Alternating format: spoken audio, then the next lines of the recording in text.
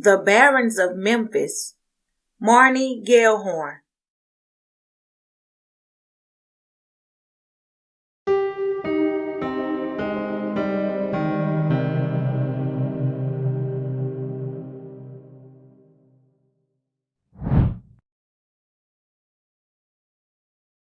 Chapter 15. The Rendezvous. The trial opened on an oppressively hot and humid Memphis day.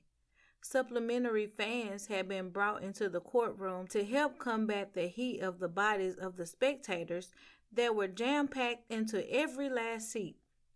After numerous motions for a change of venue had been denied, the jury selection portion had been painstakingly slow, as the defense team had systematically attempted to weed the juror panel of anyone they felt might have a negative impression of the client. That consisted of everyone over 50, most women, and anyone associated with the arts or music in Memphis, apparently. After going through over 600 potential jurors and exhausting all their strikes, the jury that was finally seated consisted of 9 men and 3 women, along with 2 alternates. 8 of the jurors were African American, and the remainder consisted of 1 Asian male and 3 Caucasians. Half of the jury was under the age of 30, and 4 of the jurors were college students. 3 jurors were unemployed, with 1 on disability. 1 juror, number 5, worked at International Paper, and juror number 6 was an accountant. Both potential jurors worked as real estate agents, and 1 woman who worked at the airport was stricken for cause. 2 jurors worked in food service, jurors 7 and 8. The remaining juror, number 12, worked part-time downtown at Bass Pro in the Pyramid, selling hunting and fishing gear. Spectators' seats were given out by lottery every morning and minutes later sold on eBay for outrageous figures. On the first day of trial, 2 spectators' seats sold for $1,000 to a pair of reporters from CNN's show Legal View, who had been unable to obtain press passes. It was worth it to reporters. Just the shots of Hunter Barron entering the courtroom and taking his seat at the defendant's table in an early 2000s Dolce & Gabbana double-breasted cranberry-colored suit with Bruno Motley shoes placed by his feet was enough to get them the lead segment of that evening's episode, especially when the lead anchor, Harvey Levin, made a comment on whether the Bruno Motley shoes were a statement to jurors. The prosecution was led by an innocent and sweet-looking petite young woman. In her pinafore blouse, the 5-feet-tall blonde was completely disarming. She looked no older than 12 years old. If she was nervous about the case, well, no one knew it. After today, she was no longer known as just Carrie Bryant. When she stepped in front of the jury, this tiny, little, innocent, sweet as candy-looking little girl delivered a booming oratory as part of her opening statement.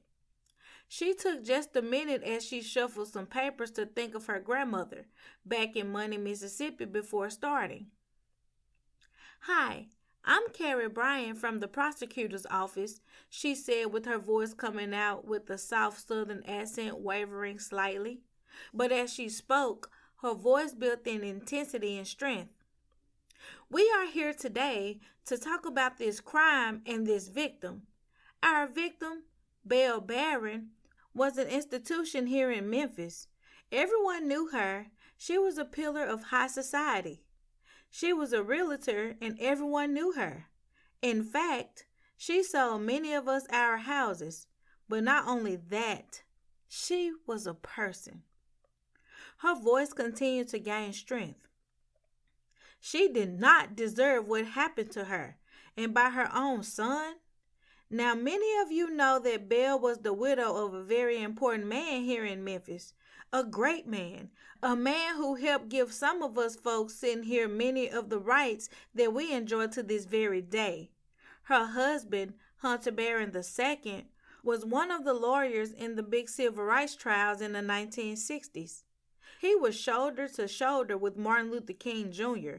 and worked with the sanitation workers to get what is right and just for all Memphians. Now, Belle and her husband were unable to have a child, but they desperately wanted children. She paused and looked pointed over at the defense table before continuing. So they adopted the defendant over there and gave him a home. They gave him a loving home and every opportunity in the world. He attended fancy private schools, sleepaway camps, and received every possible advantage and every possible thing that he wanted. And even after he had grown, she continued to support him, both emotionally and financially, up until the day she died. And even long after, putting a roof over his head and food on the table. Now, it's true, she said, wagging a finger in front of the jury. It's true that she could be a strict mother, but a lot of us have had strict mothers, and that's just the sign of love. And it's true that she could have been a little bit stubborn, but you know what? Our victim, Belle Barron, is not on trial today, she said vehemently. Now, the man that she called her son, that is the man who is on trial today. You will hear how for months he let her suffer. You will hear about grievous body injuries that went completely untreated for months. And you will hear about the suffering of this woman in the last 6 months of her life. You will hear things that will curl your hair. You will hear things that will chill you down to the core of your soul. You will hear things that you can never unhear. And what you will hear is about an innocent victim who didn't deserve any of this. She turned back to the defense table. Now, the defense over there, they aren't bad people. No, those defense attorneys, they're just doing the job. She let her natural Mississippi accent creep in a little more. And you know what? Everyone, from the worst mass murderer out there deserves a good defense. But you know what? They are going to try and paint Miss Belle Barron as some kind of monster. They're going to paint it like she deserves this. But I want you to remember something. And her accent was pure Delta as she continued. At the time of her death, Miss Belle Barron was 77 pounds soaking wet. She was 93 years old. And I want you to think real hard and tell me from deep down in the bottom of your soul how much of a threat she could have been. They are going to try and play it like he had to do it. And sarcasm crept in her voice. Or it was a mercy killing. Or he didn't know what had happened. Maybe they would say it's an accident. But I want you to think about your own elderly mothers out there or your grandparents and imagine them in this set of circumstances. Imagine them hurt and suffering day after day. Imagine them starving. Tell me how that's an accident. Her voice took a tone of disbelief and outrage. And imagine the indignity upon this woman. This woman of elegance and grace, this woman who was a pillar of Memphis society. Think of the way that she was found and the way that she was disposed of, like unwanted garbage. And I want you to remember all of that as you go through this trial. And you listen to what everybody has to say. I want you to take notes and I want you to ask questions when you can, so that none of this gets forgotten and none of this gets glossed over. He may have some flashy friends and he may have an Instagram account, but what he doesn't have is compassion. Now, should someone who would do such a terrible, terrible thing to their own mother, now should they just be out there walking around? She thanked the jurors and then sat down. But from that moment on, she was no longer Carrie Bryant, junior prosecutor. She was Boomer Brown, and she was finally part of the club. The defense team waited a moment until they received a nod from the judge before Lee Filderman, True TV's new instant celebrity heartthrob, approached the jury. He knew of his sudden cult following, and it amused him. Just before reaching the jury, he stopped as if adjusting his papers, turned around, and winked at several middle-aged women in the front row. One of them blushed and twittered, receiving a sharp glance from the bailiff. The court reporter, an older woman named Karen, smiled. It was impossible not to like Lee Filderman. He was so down to earth, and now it was like we were all in on the joke. There was a reason why Carrie Bryant made sure to mention the defense team in her opening statement. It was because Lee was just so darn likable and well known around town. He was the guy who stopped without asking and helped you change your tire. He was just a good guy. So, any attempt to try and paint the defense team as anything but would have fallen flat, and she knew it. It was better to acknowledge it and make your case. As Lee approached the jury, he looked at their faces and smiled. A few of the jurors smiled back. He was the epitome of the stereotype of a gentlemanly Southern lawyer. He was dressed in a fine-pressed, pinstripe suit and a muted-colored tie, all in subdued but genteel good taste. If you ignored the rest of the courthouse, the spectators in their too tight, lacquer-clad soft bodies, cell phones in hand, the multitude of plasticized and shellacked reporters with their camera crews, and overweight bailiffs with buttons and zippers straining to contain hard, obese bellies, if you ignore all this, along with the quiet roar, clicks, clacks, and zings of 21st century living, and just looked at the lead defense counsel, you will be transported to a different place, a very different Memphis, and a very different era. Like a Mesa Coleman Lee, as well as the defendant's own kin, Lee Filderman came from a fine old family of trial attorneys. They didn't see life in black and white. They saw life in all its spectrum. It wasn't about the big picture. It was about all the finer details that made up the issue in question. Lee Filderman didn't just defend murderers. He sought to define the crime in each instance itself. Lee knew that the court used broad brushstrokes to define the law, but it was his job to tease out the finer points that could make a difference between so-called innocence or guilt, life without parole or probation. In this case, his task was to be considerably easier. For all of Boomer's fine oration, she had made a rookie mistake. In her zealousness to prosecute his client for this crime, she had overestimated her capabilities, and now Lee would use his years of experience honing his craft to show that.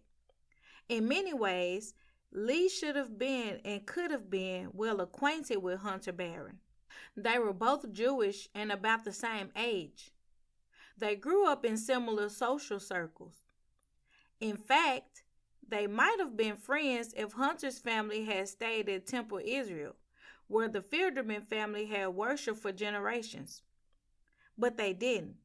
So just at the age when boyhood friendships were made, their paths diverged. Even if they hadn't, they might have known each other, but they never would have been friends by the time they became young adults. Lee had worked too hard to be good at something, at the law, to want to spend much time with dilettantes. He began his recital with this in mind. Many of you here in the courtroom recognize Hunter Barron and know his family. I dare say most of you know his uncle, or at least the name, as we drive over the expressway that carries his name. We've seen Barron in photos and on television with all manner of celebrity. Indeed, he has brought a lot of that celebrity back to us, here in Memphis. Many of us have seen him zipping around town and to nightclubs in that fancy Corvette of his. But you know, money and fame are not crimes. If it was, There will be a lot of other people here in town taking up room in the holding cell, he said as he raised an eyebrow in inquiry at the jurors. One of the young college students in the jury panel blushed, feeling as if he'd read her mind. Many of us, we knew Miss Bell too. And, as anyone who knew her could tell you, Miss Bell knew her own mind. She was an independent sort of woman and always has been. She may have been getting on in years, but she just wasn't ready to hand over the keys.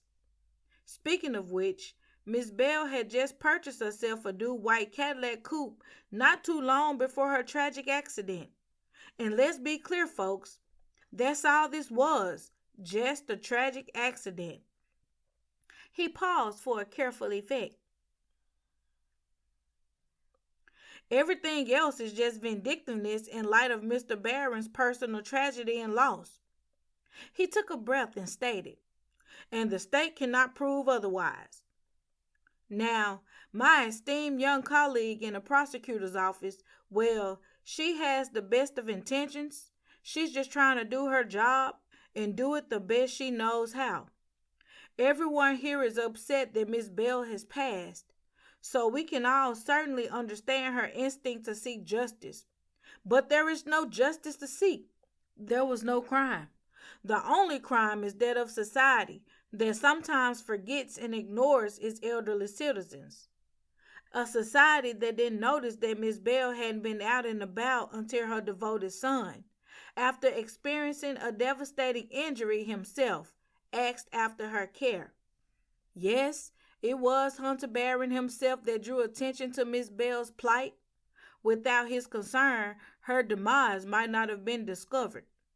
Does that seem to be the actions of anyone but a concerned and devoted child? So I asked the jury and everyone in this room to look toward the prosecutor's office and say, "Where is the proof?" His voice remained calm, steady, and almost hypnotizing as he continued. "Where is the proof that Hunter Barron was anything but the most devoted and dedicated of caregivers and kin? Where is the proof that he could ever harm anyone, much less his own mother? Until this prosecutor can show some proof for any of this, all we have is rumors, vindictiveness, and lies.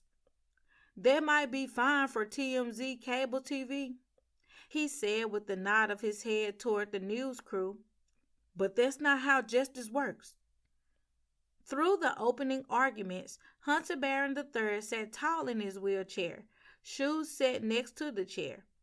He didn't blink, he didn't flinch. He barely seemed to breathe during the prosecutor's opening statement, but he didn't seem nervous either. He sat as if impervious to it all, looking mildly annoyed for the inconvenience. Lee's team must have noticed his effect on the jury because before Lee had arisen to address the jurors, Hunter was given a legal pad to focus on. Judge Kraft called for a short break, and then the prosecution called their first witnesses. Jessica Horn was one of the first witnesses called to the stand. After being sworn in, the prosecutor asked several questions to introduce the witness. "Miss Horn, please tell me a little about your job," she prompted. "I'm part of the hospital wing air ambulance crew here in Memphis," Jessica answered a bit timidly, touching her hair. She seemed nervous to be speaking in front of so many people. "Well, that sure sounds like an interesting job. A lot more interesting than what I do every day," Carrie said with a bit of a smile. "I bet you sure meet some characters in a job like that." Lee could have objected to her sermonizing and editorializing, but he waved his hand when Judge Kraft looked at him, as to say that it didn't matter. "Now, Miss Horn, do you remember the night you met Mr. Barron over there?" Carrie Bryant asked, indicating to the defendant. "Why, yes, ma'am, I do," Jessica answered. "It was a pretty impressive crash." She looked over at Hunter, who was wide-eyed with attention at this point. He smiled at her and seemed to be trying to capture her attention. "And was there anything else interesting about this ambulance trip?" Carrie asked. Well, Jessica thought about it. "Well, first off, he was awake and talking. If you had seen this crash, well, I was just surprised he wasn't crumbled up like an old soda can under that semi-truck. But he was awake and talking about his mom. I thought it was a little weird, but I've seen a lot of scared men call for their moms before. But he wasn't really calling for her, just talking, really." Carrie asked a few more questions, but for the most part, her testimony was over. It was time for the cross-examination. Lee approached the witness stand with an open and smiling face. He could tell Jessica was nervous. "Good morning, Miss Horn," he said. Jessica nodded and replied the same. "Now, Miss Horn, it sounds like you have a pretty important job. You know, an actual life and death kind of job, don't you?" "Yes, sir," she answered proudly. "Well, that's wonderful the way you take care of all of us. Ever get kind of scary up there in that helicopter when we get weather?" he asked. He could see Judge Kraft looking amused. Carrie, the prosecutor, looked perplexed. "Well, yes, sir, sometimes. The weather we get, yes, it can give you a bit of a pause going up in the air like that," Jessica answered. She seemed more relaxed now as he questioned her. "Now, when your patient was talking about his mama, what was he saying?" he asked. Jessica relaxed, slouching a bit in her seat. These questions weren't so hard. "Well, sir, he was saying that he was worried about his mama being in her house all alone. He didn't want her to be worried," she answered. "Did it seem strange to you?" Lee asked. "No, sir, it sure didn't. I wouldn't want my grandma home all alone either," Jessica answered. Lee indicated that there were no more questions, and Jessica Horn stepped down from the witness stand.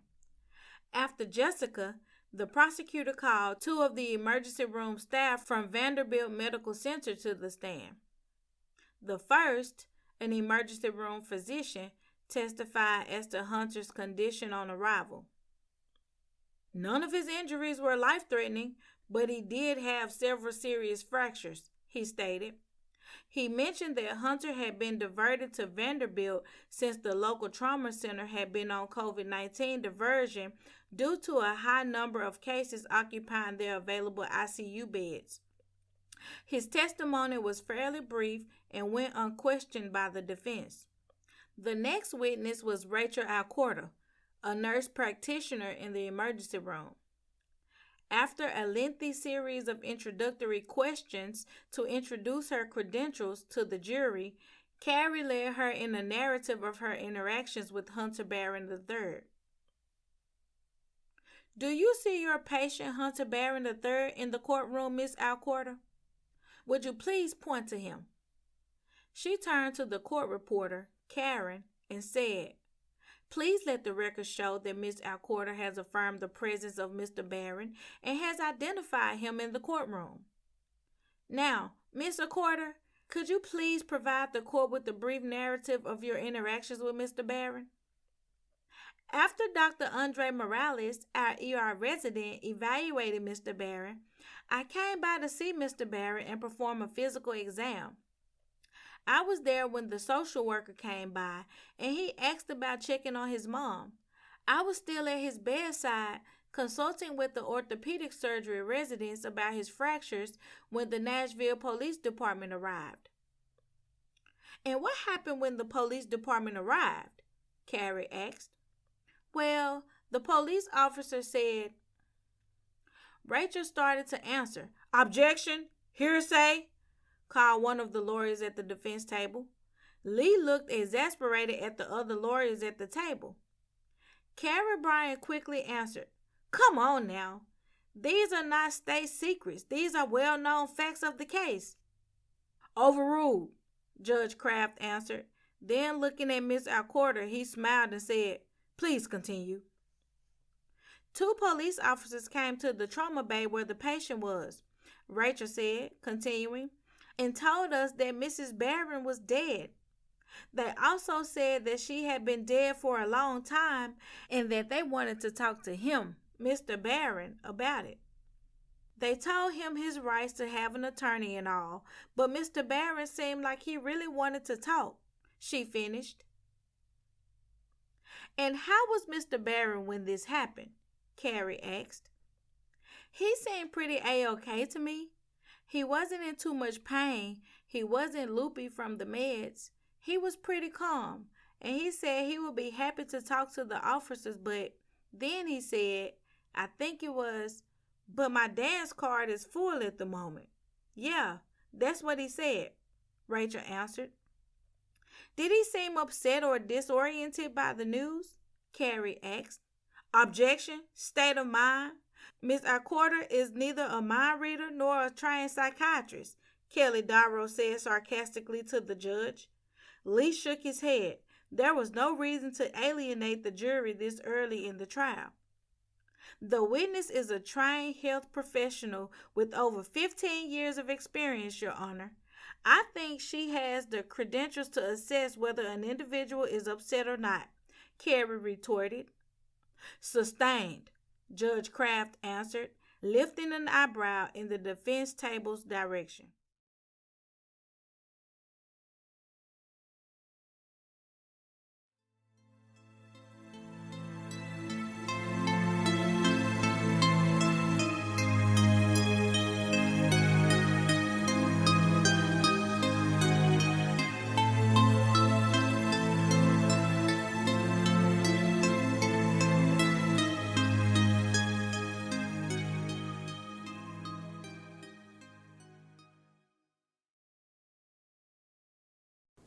This episode was narrated by Zipporah Gray of RMP Studios in Memphis, Tennessee.